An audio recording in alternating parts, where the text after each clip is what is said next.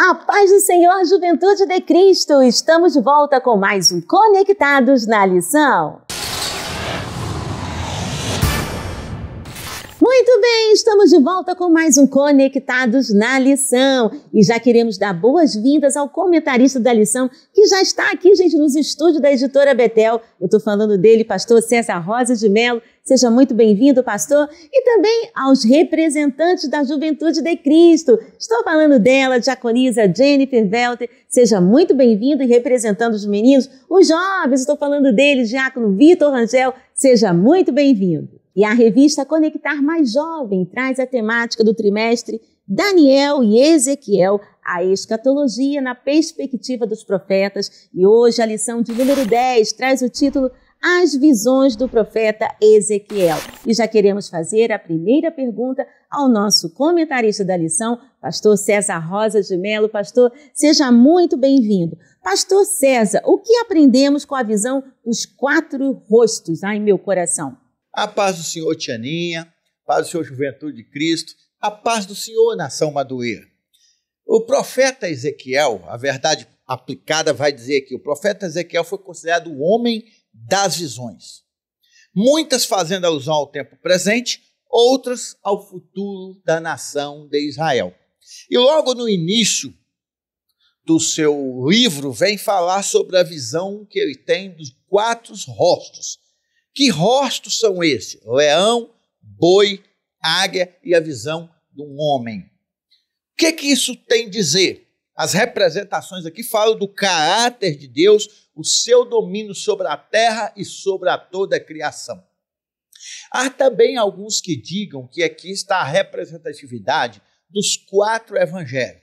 Quando a gente fala de leão, o leão da tribo de Judá, fazendo alusão a Mateus, o boi como servo, fazendo ao de Marcos como servo sofredor, ao de águia, fala como o evangelho de João, e o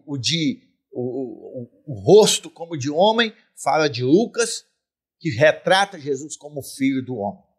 Então vejam bem, se por um ponto o que Deus expressa para a nação aí é o seu domínio sobre todas as coisas, sobre toda a criação. Por quê? Porque o que Ezequiel quer passar, a verdade que Deus quer passar ao povo é, olha, nada foge do meu controle, eu tenho controle sobre a criação, eu tenho controle sobre o universo, eu tenho controle sobre os governos humanos. Por outro lado, quando nós olhamos a outra dimensão da aplicabilidade, vemos Deus mostrando o seu plano de salvação. O seu domínio é tanto que o seu plano de salvação, além de redimir a humanidade, futuramente vai redimir toda a natureza, porque o apóstolo Paulo fala que a natureza geme com dor de parto. Então vejam bem, nos evangelhos, Jesus como leão, quando Mateus tenta mostrar que Jesus é o leão da tribo de Judá, que Jesus é o cumprimento cabal de todas as profecias do Antigo Testamento. Quando olha para o boi, o servo, aquele que foi atado aí, Jesus que como servo, como ovelha muda, foi levado ao matador e não abriu a sua boca. A águia representando o evangelho de João. Todos nós sabemos que o evangelho de João é um evangelho mais teologicamente falado, porque é um evangelho da profundidade dos discursos de Jesus. Mas quando fala do rosto de homem, fala do livro de Lucas, mostrando o Filho do Homem que veio salvar aqueles que se haviam perdido. É muita profundidade o que Deus revela através do profeta Ezequiel para a história, para a igreja e para a sua nação. Entendi. Agora, pastor, qual a representatividade da visão das 4 rodas? Pois bem, junto com a visão dos 4 rostos, a gente também percebe uma outra visão, que é a visão das 4 rodas. A visão das 4 rodas, ela vem junto com a visão dos rostos.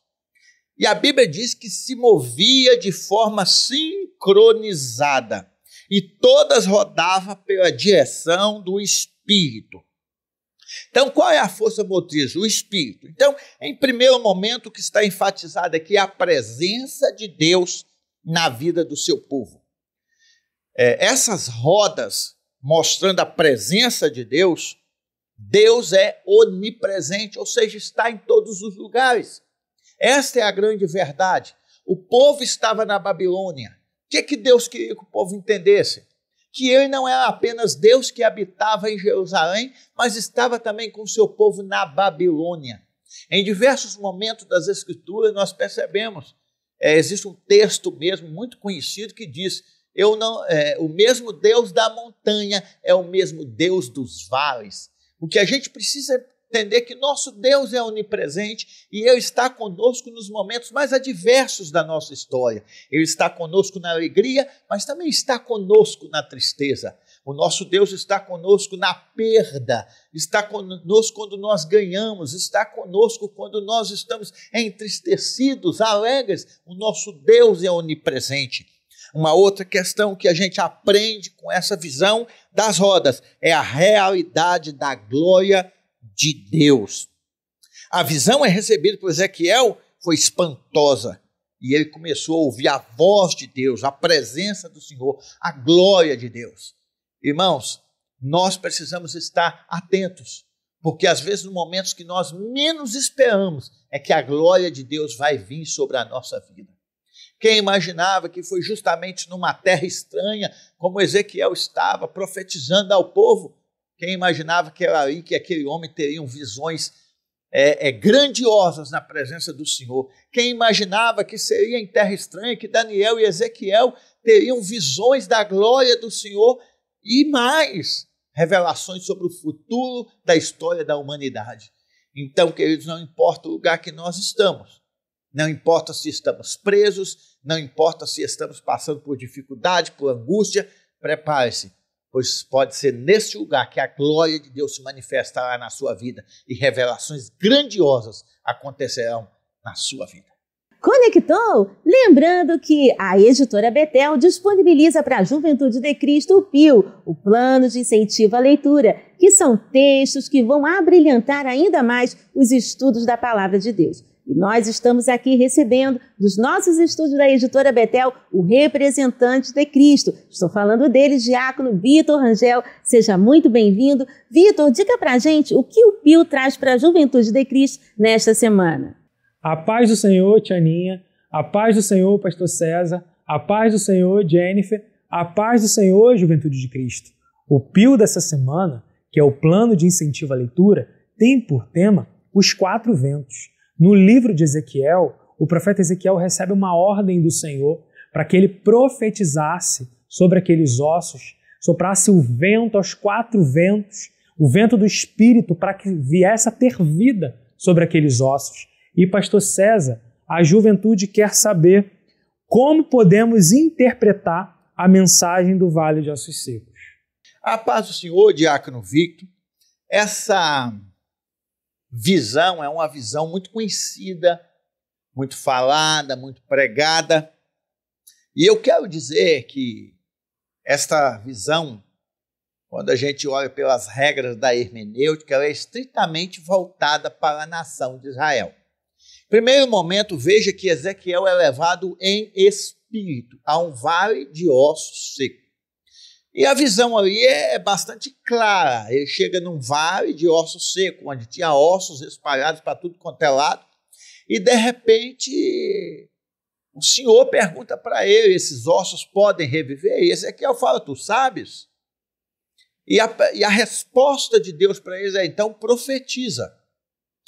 E houve um grande reboliço ali, onde ossos começaram a se unir às suas partes e formou um grande exército de ossos, de esqueletos. E aí vem a outra pergunta, você crê que eles podem reviver? Então profetiza o Espírito sobre eles. E de repente carne, nervo, começou a ser formado e realmente aconteceu um grande exército. O que isso tem a ver com Israel? Fala da restauração por completo da nação. O que eles estavam vivendo na Babilônia era um momento de angústia, era um momento de dificuldade, era um momento de adversidade, de destruição, de desolação. O próprio Jeremias, quando contempla a cidade em chamas, quando contempla o templo sendo morada dos chacais, ele levanta uma lamentação, que na realidade a lamentação de Jeremias é um poema fúnebre acerca da situação de Jerusalém. E humanamente falando, olhando para a situação que Israel vivenciando, com a cidade destruída, quem imaginava que Israel poderia se reerguer novamente? E Deus, através do profeta Ezequiel, mostra: ainda que seja osso, eu vou fazer vocês serem uma grande nação. Por mais que esta profecia teve a sua aplicação, o seu cumprimento no retorno dos judeus para a reconstrução, quando nós damos um salto na história, nós contemplamos Israel hoje sendo uma grande nação. Em 1948 foi reconhecido como nação e de lá para cá tem se tornado uma potência. O que é isso? Cumprimento das Escrituras acerca da nação de Israel. Isso é para nós percebermos o poder que Deus tem de restaurar. Eu quero trazer essa aplicação para as nossas vidas. Talvez a sua família não esteja do jeito que você gostaria. Talvez a sua vida esteja em escombros. Mas eu quero te dizer, através desse vídeo, que Deus é poderoso para desses escombros que hoje você está, levantar uma grande obra, levantar um grande ministério, porque o nosso Deus é Deus de restauração. Deus te abençoe. Uau, conectou? Lembrando que a Editora Betel disponibiliza para a Juventude de Cristo o nosso livro do trimestre, gente. A Escatologia dos Profetas, Daniel e Ezequiel, do nosso querido comentarista, pastor César Rosa de Mello. E olha, você pode adquirir já o seu exemplar neste telefone que está passando na sua tela. Bom, gente, vamos ficando por aqui. Quero agradecer a todos, fiquem na paz do Senhor e semana que vem estaremos de volta com mais um Conectados na Lição.